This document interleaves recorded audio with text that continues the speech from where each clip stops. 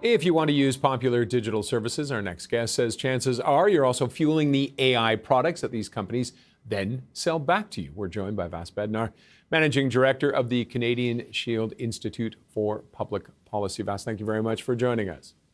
Thanks for having me. How is this working, though? We're kind of fueling our own demise, are we? Maybe not that dramatic, but... It is somewhat dramatic, actually. So it's just these kind of like very sneaky, gentle terms of service updates where digital companies, platforms are realizing that they can just say, by the way, if you use our product or service, we reserve the right to kind of slurp up all sorts of information, not just information that you're volunteering, to inform and train our own algorithmic models, right? And those algorithmic models are usually monetized, right? So it's similar but different to that somewhat older bargain where we sort of came to accept that the price of participation online was just privacy writ large, right? It's like, well, if you want to use this, it's free, but you're going to get some ads that are wink, wink, wink, tailored, like special for you. It's going to customize and personalize your experience. And we've sort of tried to have a privacy revolution since then, but turns out it's not really working. What's failed on it then first? Let's start with that. Yeah, what's failed? I think the leading example of this is really Google. Right? So what Google has done is it's made showing up in search, so the ability to be indexed by Google and show up in search is now tied to or dependent on them using your information for their algorithmic system. So this puts publishers especially and creators in kind of a pickle, right? You want to show up of course, in you want to be search. up the top. You want to be findable. Yeah. So that's sort of where I started in terms of, okay, there are cases in other jurisdictions where it's be it class action or antitrust kind of taking on this practice from Google. And we're not having that conversation in Canada, right? And then when I was looking at other forms of companies, Zoom, SoundCloud did walk things back. So sometimes there is the market, I'll say the market corrects itself, or kind of consumers notice and push back, and companies have said, no, we're not actually going to do that, or that's not, what it means. But again, we have to take them at their word because we're also under enforcing. So for Canada, the opportunity is really, we know that everyone's anticipating an update to our privacy legislation, but are we really going to be able to talk and think about what this trade-off means? But is the cat out of the bag already on this? Are we trying to put it back in? Is that possible? I think you talked to some. Bag? Yeah, I feel like I could do it. I tried it once; it didn't work well. But because so many people you talk to, they just say, "Well, it's just a little information. I give them whatever." Yeah, or they're sort of, we're a little bit defeatist, or we're like, that's the price. Yeah, better is possible. A different bargain is possible. I mean, because it happens online, that intangible economy, it's harder to notice.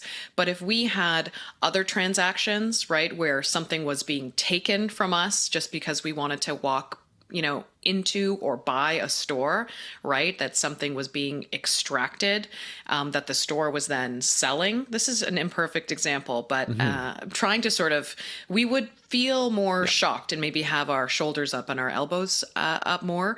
And yet this is increasingly, again, a price we're paying, but not necessarily one that's appropriate. And I think the fact that most companies are not doing a press release, right, or a major announcement or having an event to let us know that they're doing this, they're really just refreshing something, some fine print online, lets us know that they're kind of in on it too.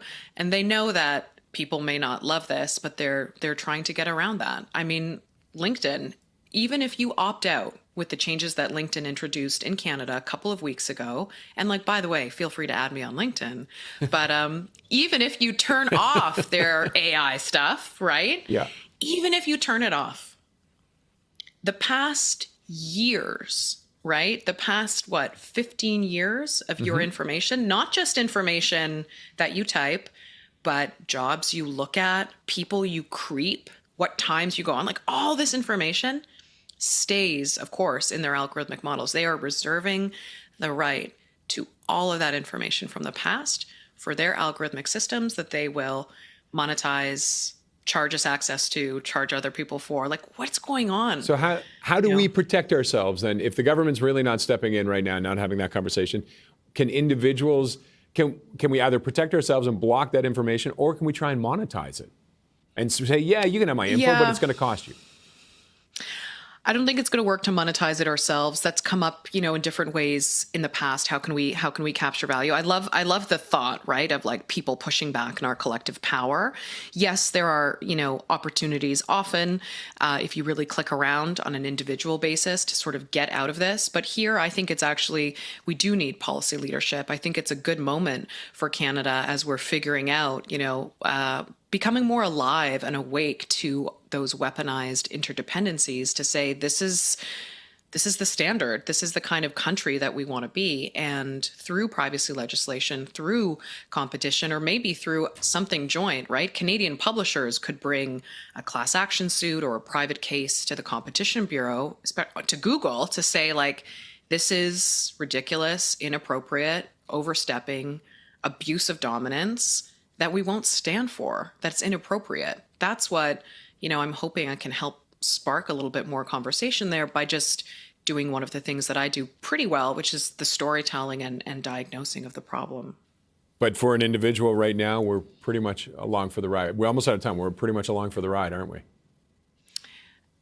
Right now, we are along for the ride. That is the bargain. If you want to use most digital systems, you're just agreeing that they can have your information volunteered and inferred. Yeah, that's it. And I guess we're going to probably have to leave it at that because I think we're almost out of time. But Vass, I'd love to continue this conversation, but we're running out. Thank you very much for joining us today. Thanks for having me. Vass Bednar is Managing Director of the Canadian Shield Institute for Public Policy. That wraps up